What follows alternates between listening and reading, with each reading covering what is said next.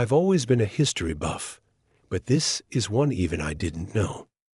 Did you know that one of the most notorious figures in ancient Rome wasn't a gladiator or an emperor, but a woman named Locusta who specialized in poison?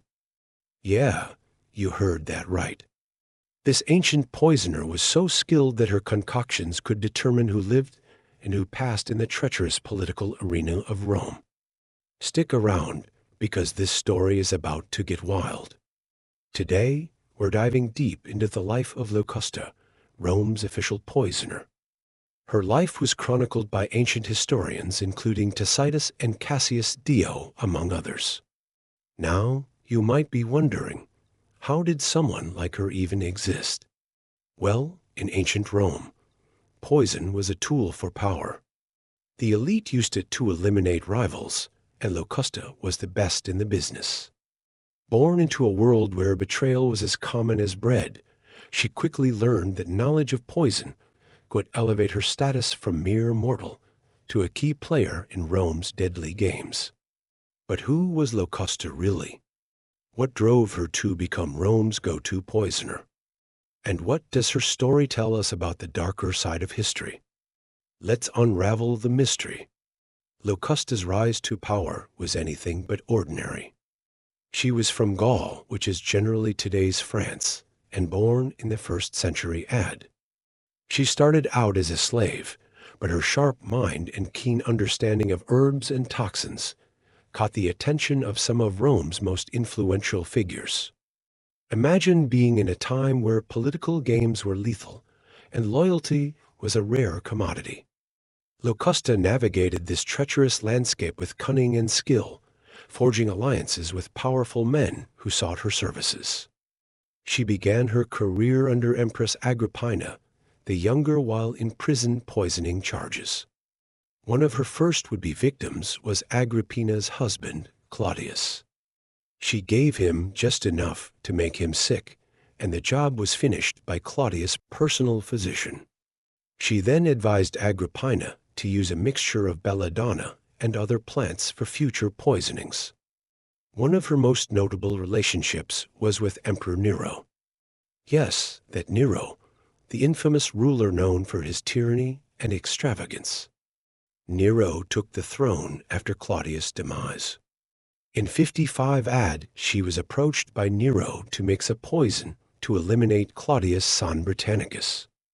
When Britannicus was given a hot drink at an imperial dinner, the food taster found no poison. But when he asked for his drink to be cooled, they did so by unwittingly adding poison water. Locusta became his trusted poisoner, crafting mixtures that were as effective as they were undetectable. A distraught Nero flogged her when the poison took too long to work and even threatened her with execution.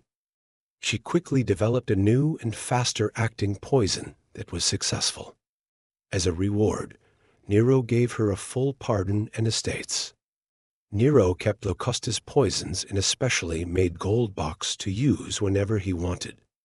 The political landscape of Rome was riddled with intrigue, and Locusta thrived in it.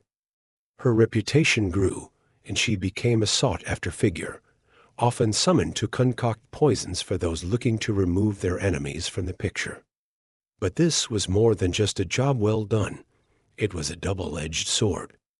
While Locusta's success catapulted her into the elite circles of Rome, it also painted a target on her back. The very same people who sought her services could easily become her enemies, and in the world of poison, betrayal was always lurking just around the corner.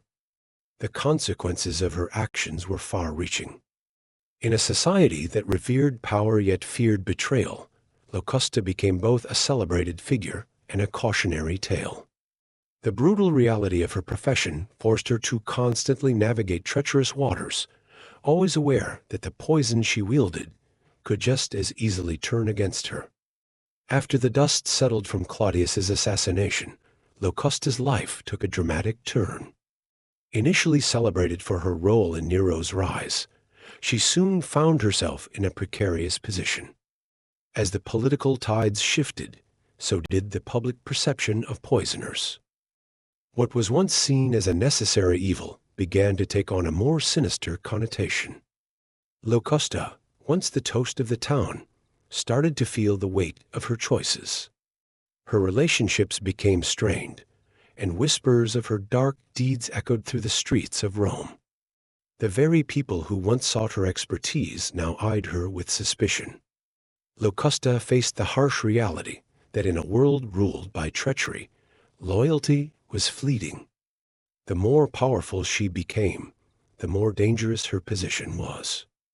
The line between friend and foe blurred, and she had to be on high alert. Moreover, the societal view of poisoners began to shift.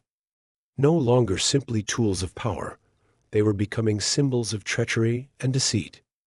As the fear of poisoning spread, Locusta found herself at the center of a growing stigma. This change forced her to reassess her role in the world and consider the legacy she would leave behind. The thrill of her previous exploits began to fade, replaced by a somber realization that her craft, while powerful, came with dire consequences. Emperor Galba condemned Locusta to death after Nero's took his life. She was arrested and led through the city on her way to her execution. Her execution was particularly gruesome, so I won't go into details here. She passed away in 69 AD. The history of poison in Rome is filled with fascinating twists and turns, and Locusta's role in it reminds us of the lengths people will go to for power. Her story is a testament to the darker aspects of human nature, a reflection of a society that thrived on betrayal and treachery. So, what does that say about us today? Are we really that different? So, what do you think about Locusta? Was she a master of her craft, or simply a product of her time? I'd love to hear your thoughts in the comments. Here are some more videos for true crime fans, and don't forget to hit that like button if you enjoyed this deep dive into ancient history, and subscribe for more fascinating stories like this one. As always, thanks for watching,